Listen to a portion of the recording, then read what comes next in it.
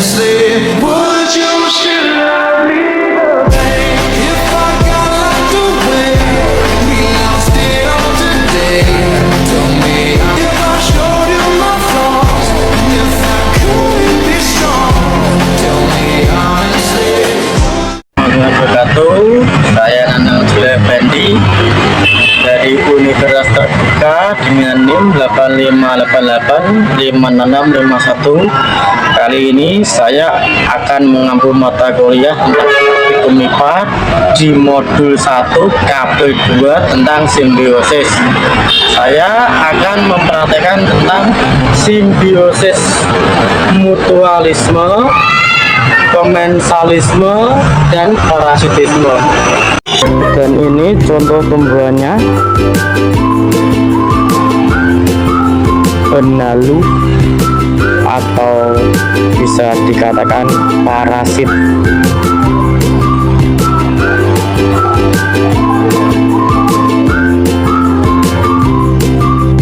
Kali ini saya akan mempraktekkan tentang simbiosis parasitisme, yaitu interaksi antara dua organisme yang menguntungkan satu pihak dan merugikan pihak lainnya,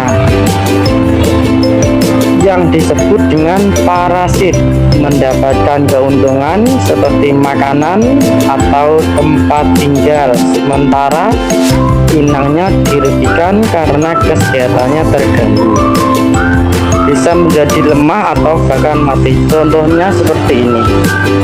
Di depan saya ada tumbuhan benalu yang disebut parasit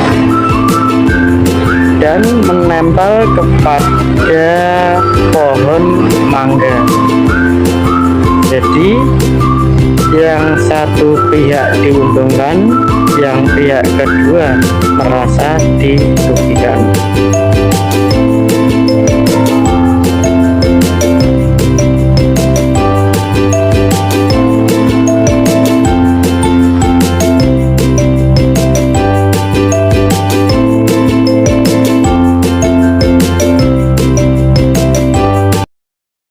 Kali ini saya akan mempraktekkan video praktikum IPA pembelajaran IPA di semester 7 KP2 tentang simbiosis. Saya akan menjelaskan tentang simbiosis komensalisme, tumbuhan sirih. Sebelumnya, marilah kita eksperimen. Terima kasih. Simbiosis komensalisme adalah interaksi antara dua organisme yang berbeda di mana satu pihak mendapat keuntungan, sementara pihak lainnya tidak diuntungkan atau dirugikan. Keuntungan bagi satu pihak bisa berupa makanan, tempat berlindung, atau dukungan. Contohnya, ikan remora yang menempel pada ikan hiu untuk mendapatkan sisa makanan, atau anggrek yang tumbuh di pohon mangga untuk mendapatkan cahaya matahari tanpa mempengaruhi pohon tersebut.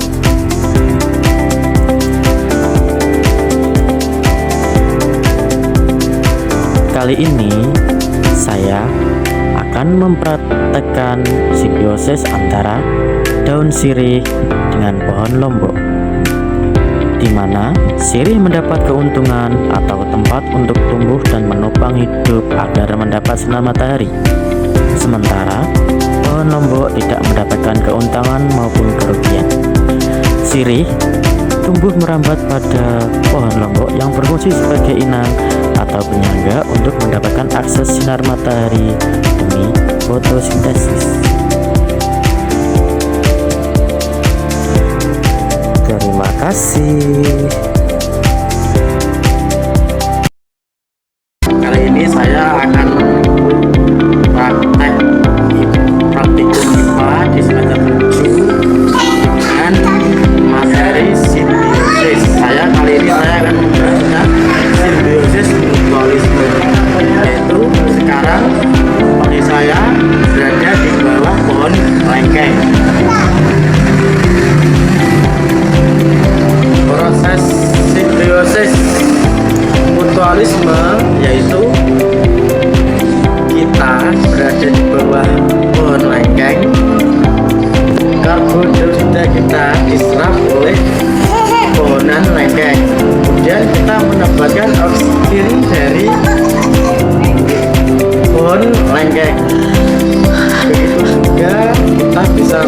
menggunakan buah dari kelengkeng.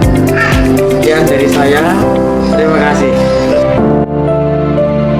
Simbiosis mutualisme adalah hubungan antara dua organisasi berbeda jenis yang sama-sama diuntungkan dari interaksi tersebut. Ciri-ciri utamanya: 1. Interaksi positif. Hubungan ini selalu bersifat menguntungkan bagi kedua belah pihak, tidak ada yang dirugikan. 2. Organisme berbeda. Simbiosis ini terjadi antara dua spesies yang berbeda, seperti hewan dengan tumbuhan, hewan dengan hewan, atau manusia dengan bakteri.